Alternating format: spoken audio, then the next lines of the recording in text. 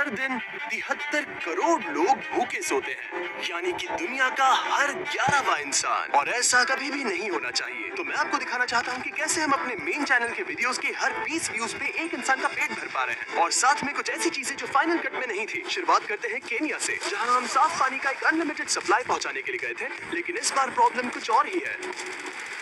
खाना।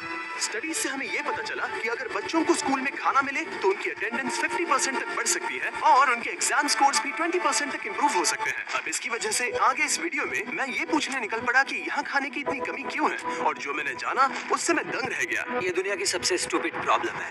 कैरल, जो यहाँ के कई स्कूल्स की प्रिंसिपल हैं, वो बता रही थी कि जब बच्चे मालनरिश्ड होते हैं तो रिसेस में खेलने के बजाय वो बस पड़े रहते हैं। जब आप स्कूल में आते हो तो वो कमजोर दिखते हैं, उनमें ताकत नहीं होती है। ब्रेक टाइम में भी बस चुपचाप बैठे होते हैं, खेलने की ताकत नहीं होती है। लेकिन जैसे ही सबको खाना मिला, पूरा माहौल ही जैसे मानो बदल सा गया। क्या तुम्हें खाना पसंद आया? हाँ। बच्चे हंस रहे थे, इधर उधर दौड़ रहे थे, एक दूसरे के साथ खेल रहे थे। ठीक है, ये सब उसका पीछा कर रहे हैं। मुझे नहीं लगता इन्होंने पहले कभी ड्रोन देखा है। शायद मैंने एक कल्ट बना लिया है।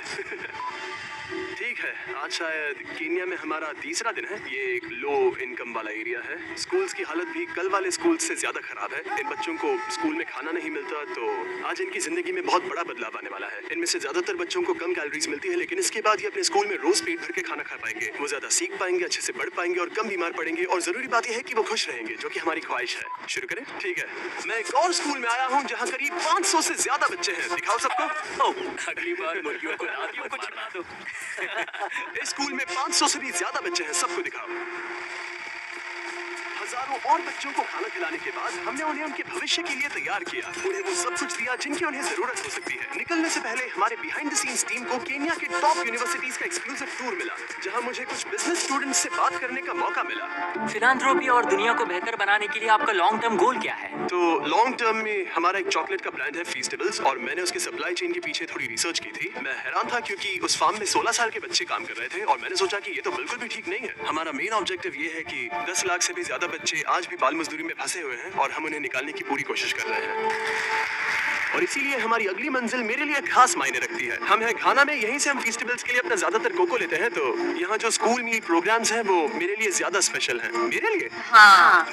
Thank you. ये सच में अमेजिंग है कि ये कम्युनिटी हमारा शुक्रिया अदा करने के लिए ऐसे समारोह आयोजित कर रहे हैं, वो भी खाने जैसी चीज के लिए जो उन्हें पहले ही मिल जानी चाहिए थी। मैं स्वागत करता हूँ जिमी, उन्हें मिस्टर बीस भी कहा जाता है। Please welcome. Thank you. Thank you. जैसा कि मैंने कहा, मैं इस खाने के प्रोग्राम को शुरू करने और इस कम्युनिटी में डेवलपमेंट करवाने के लिए बहुत एक्साइटेड हूँ, और मुझे आप सबके साथ काम करने में बहुत खुशी होगी। मुझे यहाँ बुलाने और इस सम्मान के लिए बहुत बहुत शुक्रिया। ये हमारा पारंपरिक केंते है और हम तुम्हें केंते में लपेटेंगे ताकि हम तुम्हारा सम्मान कर सके। हाँ, अब हाथ ऊपर उठाओ।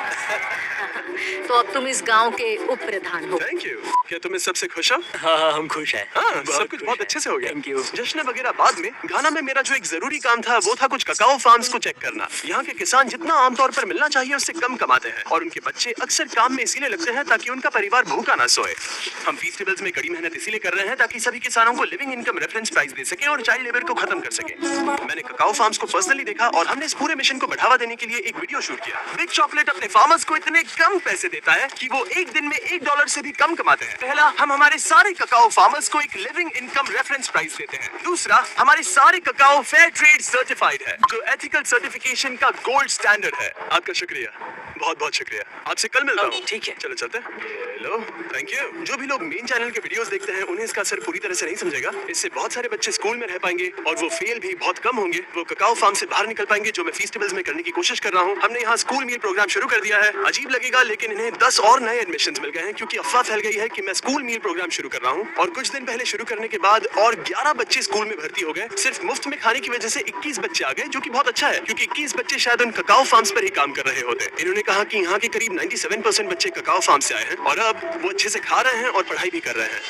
पिछले कुछ सालों में हमने दूसरों की जिंदगी बदलने में हर संभव कोशिश की है, जैसे अफ्रीका में 100 कुएं खुदवाना, दुनिया भर में 100 घर बनवाना, और 2000 लोगों को फिर से चलने में मदद करना। और 73 फिलैंथ्रोपी वीडियोस के बाद और आप सबकी मदद की वजह से हम इन प्रोजेक्ट्स के ऊपर 9 करोड़ से भी ज्यादा खर्च कर पाए हैं।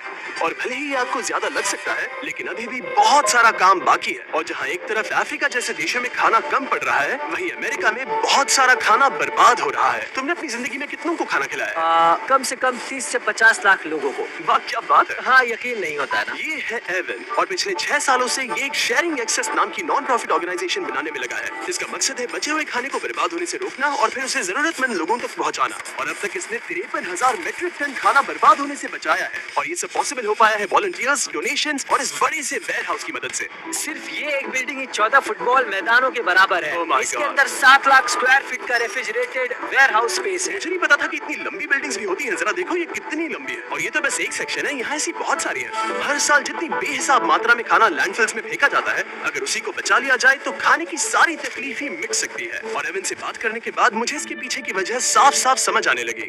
पिछले 3 सालों में हमने सिर्फ एक बिल्डिंग से 10,000 मैट्रिक टन फल और सब्जियां बांटे। और 3 साल पहले ये सब कचरे में जा रहा हाँ, था। हर साल करीब 4,500 मैट्रिक टन का खाना फेंका जाता था और इसके पीछे $10 लाख खर्च किए जाते थे। ये दुनिया की सबसे स्टूपिड चीजों में से एक है। पर हमारे पास एक ऑर्गेनाइजेशन है जो खाना बना के दे। एक शानदार आइडिया है, लेकिन सवाल यह है कि किसी ने ये पहले क्यों नहीं किया। हमें यानी कंज्यूमर्स को इस बारे में कोई जानकारी नहीं होती है। वो लोग खाने को ट्रकों में भरकर बस फेंक देते हैं क्योंकि उनके लिए वो ज्यादा आसान होता है। हम रोज सुबह जल्दी उठकर उन ट्रकों से पहले स्टोर में पहुंचकर खाना लेने जाते हैं। एक बॉक्स भर के खाना जिसे वो फेंकते थे, उनके उसमें $100 लगते थे। हमने यहाँ कम से कम $15 लाख के कचरे के खर्च को बचाया है। सिर्फ अमेरिका में ही हर साल लगभग 60 करोड़ मीट्रिक टन खाना बर्बाद हो जाता है। यानी कि हर साल करीब 2 एम्पायर स्टेट बिल्डिंग्स के बराबर खाना। और एवन जैसे लोग इस संख्या को कम करने के लिए स्मार्ट और किफायती तरीके ढूंढ रहे हैं। तो आज हमारे लिए क्या प्लान है? तो आज हम शेयरिंग एक्सेस के एक दिन के जीवन के बारे में जानेंगे। हम थोड़ा खाना बचाएंगे, सोर्टिंग करेंगे, उस खाने को पकाएंगे जिसे हमने बचाया है और फिर उसे लोगों में बांटेंगे। हर एक दिन एवन तुम्हें वो एक्स्ट्रा खाना देता है जो वरना फेंक दिया जाता। उस खाने के हिसाब से रेसिपी तैयार करके बड़े पैमाने पर बनाते हो और जरूरतमंद लोगों को बांट देते हो। तुमने बिल्कुल सही कहा। मुफ्त में? हाँ, क्यों? ये मेरे अतीत का एक हिस्सा है। पहले मैं बेघर था, मैं काफी समय तक ड्रग्स और शराब से जूझ रहा था और मुझे पता है कि भूखा सोना कैसा होता है। बस इस वीडियो को शूट करने के दौरान हमने यहाँ की रसोई में 300 मील्स तैयार किए, लेकिन मेन चैनल की वीडियो को मिलने वाले ढेरों व्यूज के कारण शेफ मैट हजारों लोगों के पेट भर पाएगा। नोलन, मुझे लगता है कि हमें और मिर्च की जरूरत पड़ेगी। क्या तुम मेरे साथ आओगे? ओके। तो तुम्हें मिर्च वहाँ मिलेगी, ठीक है? वहाँ अंदर। हाँ। क्या तुमने नोलन को फ्रीजर में बंद कर दिया?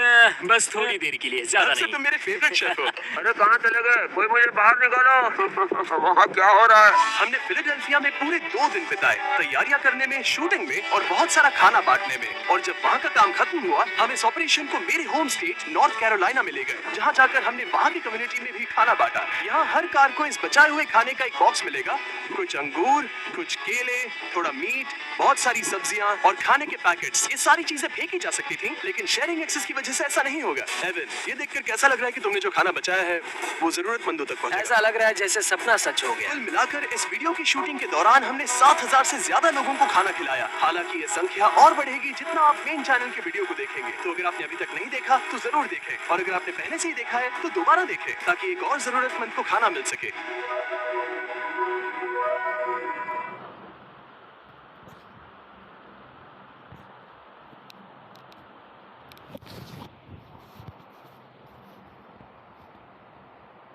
फ्लाई पहुंचाने के लिए गए थे, लेकिन